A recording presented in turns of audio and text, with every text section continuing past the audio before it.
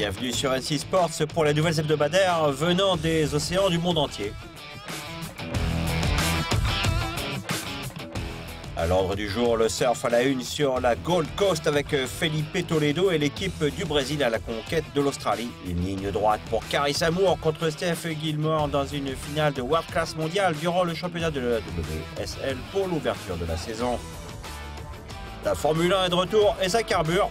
Shawn Torrente décroche la victoire dans des conditions pas très commodes dans la baie de Doha pour le Grand Prix du Qatar. Le Wave Muscat de Lee Macmillan remporte la victoire à domicile, mais les Danois de SAP Extreme en ont mis plein la vue. Le récit exclusif de notre correspondant principal, Sébastien Destremo. Les propriétaires, pilotes et tacticiens pros s'affrontent sur les Super Maxi à Virgin Gorda dans les Caraïbes. P2 et Marie remportent la victoire. La leg la plus difficile et la plus longue de toutes avec la dangereuse queue du cyclone Pam, la flotte de la Volvo Ocean Race a finalement pris la mer de Auckland vers le Cap Horn et à Itaja au Brésil.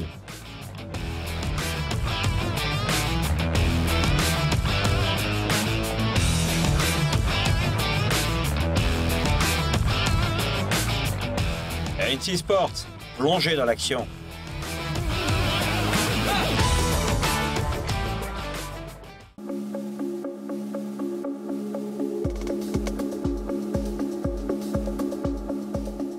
Nouvellement rebaptisée, la Ligue mondiale surf termine son premier événement de la saison, la Roxy et la Quicksilver Pro. On a attiré des milliers de fans la semaine dernière en l'occasion de la Gold Coast Classic en Australie. Les bonnes vagues n'étaient pas au rendez-vous cette année. Il y a eu des retards, des extensions, beaucoup de surprises sur les lieux chez les hommes et d'ailleurs chez les femmes aussi. La finale du championnat du monde entre Carissa Moore, 2 fois championne, et Stephanie Gilmore, 5 fois championne du monde, a pris le devant de la scène. La Hawaïenne remporte le Roxy Pro avec un 9-4 et un autre 9-0-3 sur la quintuples championne aussi. Ça se passe comme ça avec Steph. Je savais que cette finale allait être une rude bataille. Elle connaît cet endroit comme sa poche. Bon, je voulais juste y aller, prendre de bonnes vagues et me donner à fond. C'était bien sur un honneur de surfer contre elle.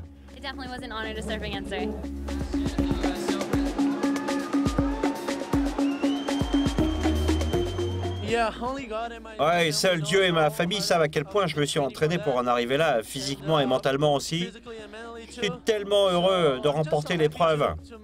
Je suis vraiment confiant. Ce sera une autre grande année pour tous les Brésiliens et aussi pour tous les surfeurs.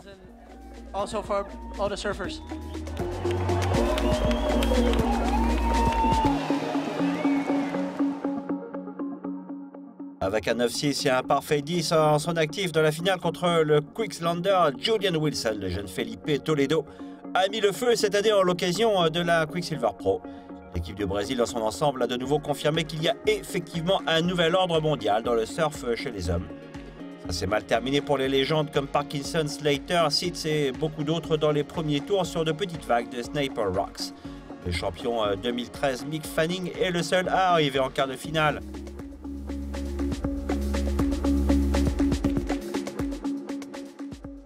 Miguel Pupo, Adriano De Souza et Toledo remplissent le haut de la liste avec aussi Julian Wilson, le seul non brésilien à accéder en demi-finale et en finale. Bizarrement, le drapeau vert et jaune brésilien n'a pas besoin de son champion du monde Gabriel Medina, éliminé à cause d'un rappel d'interférence de la série 3 contre l'Irlandais Glenn Hall. Récit complet des interviews ce samedi à 17 h sur NC Sport Top Story.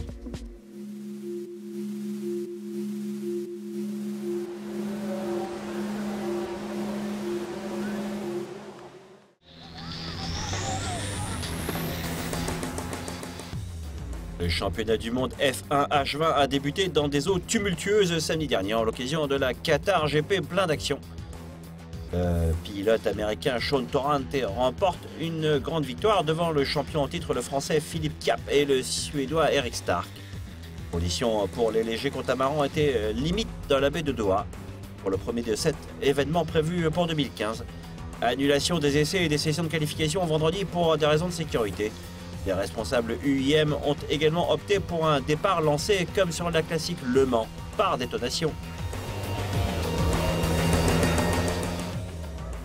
Le drapeau jaune d'avertissement a été élevé sur une bonne moitié de course. Cela n'a pas évité l'effroyable accident entre les deux champions du monde, Sam Celio et Ahmed Al Améli sur le tour de 22 des 36 prévus. Les deux pilotes d'El Secoué sont heureusement restés indemnes dans leur cockpit. Torrent mène maintenant le classement général F1 H20. Nous l'entendons de nouveau sur le circuit en France à Évian au mois de juin. Bon, ça a été une super journée, une pole position géniale, le nouveau bateau était simplement balèze. Je veux dire qu'il est vraiment bien, je suis vraiment fier de mon équipe avec les changements de la semaine dernière. Qatar Sailing et la Fédération des sports nautiques sont restés concentrés, ça a été super. Les nouveaux dirigeants de Qatar Sailing et la Fédération des sports nautiques, Khalid Al-Swedi et Hassan Bilal, ont tout simplement fait un excellent travail. Ils nous portent dans la bonne direction et on croise les doigts.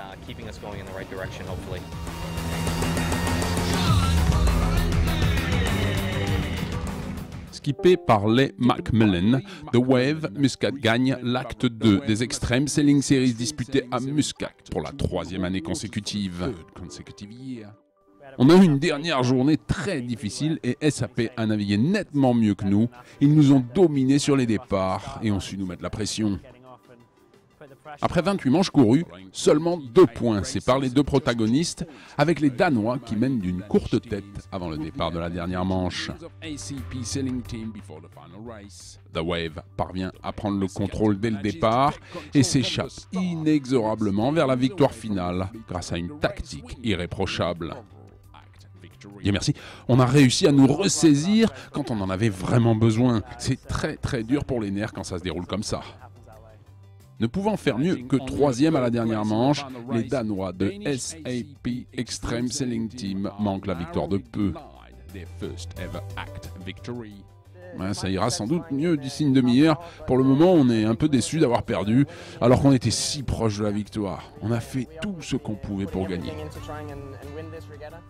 Les Danois doivent se contenter de la seconde place de l'acte 2 qui s'est terminé au couteau lors de la dernière manche qui compte double. On sera content de cette 2e place et on essaiera à nouveau en Chine. La prochaine épreuve des Extreme Sailing Series aura lieu fin avril à Qingdao.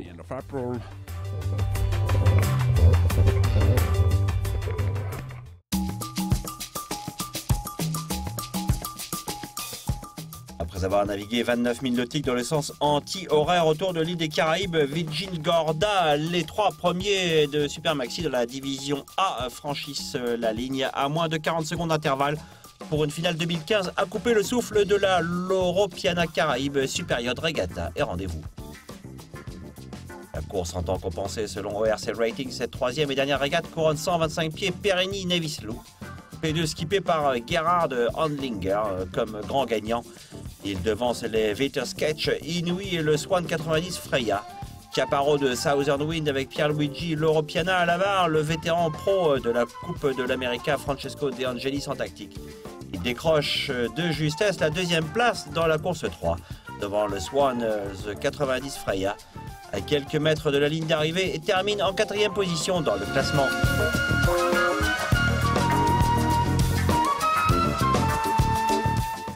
En 1, 2, 3, le 180 pieds Marie remporte la victoire dans la catégorie B avec un autre vétéran assez à bord. Tony Ray d'Emirates Team New Zealand. Un seul point séparait les leaders du 157 pieds Wisp du Royal Humane. Le Seahawk, long de presque 200 pieds de Perenni, décroche la 3e place.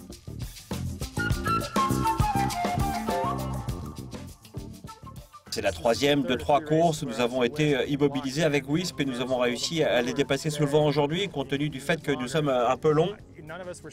Bon, aucun d'entre nous n'était sûr que ça allait marcher, donc le fait qu'il y ait autant de points d'interrogation dans ce genre de course, c'est fantastique.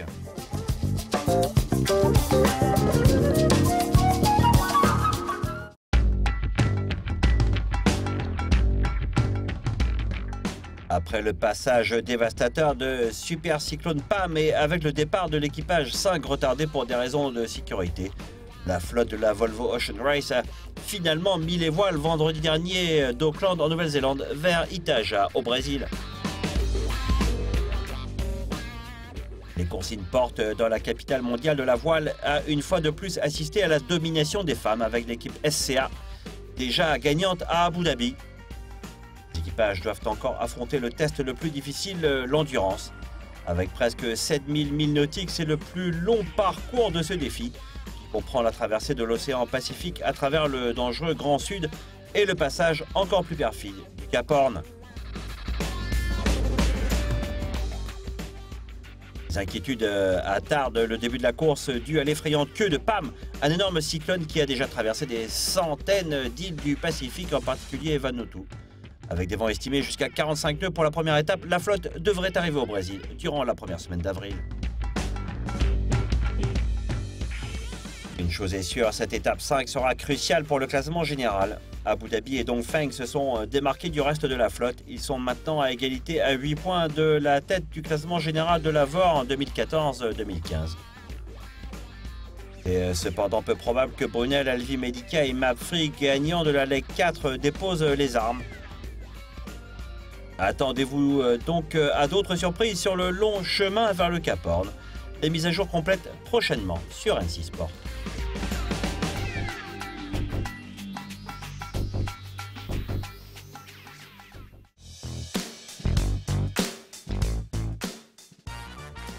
Le soleil continue de briller sur la Gold Coast. Rejoignez les fans de surf sur Nautical Channel pour la Roxy Pro et Quicksilver Pro en Australie. Samedi à 17 h, ne manquez pas le N6 Sport Top Story avec le récit complet du championnat de la WSL Tour. La saison a commencé avec bien sûr les moments forts de la compétition et les entretiens complets avec les meilleurs pros. Plongez dans l'action avec N6 Sports.